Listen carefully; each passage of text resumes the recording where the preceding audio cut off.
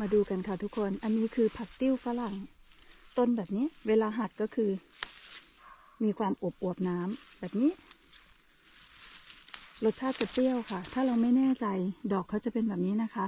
แต่อยากกินดอกนะเด็ดแล้วก็ชิมได้ส่วนคู่แฝดของเขาหน้าตาเป็นแบบนี้ดูลักษณะลำต้นอันนี้นะคะกินไม่ได้นะคะแล้วก็ผักติ้วเขาจะอวบน้ำลักษณะ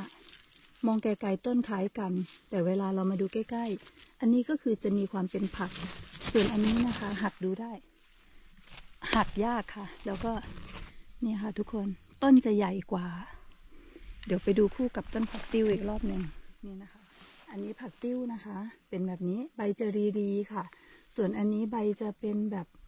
ด้านๆนะคะใบจะด้านๆแล้วก็หยิกๆนี่ค่ะ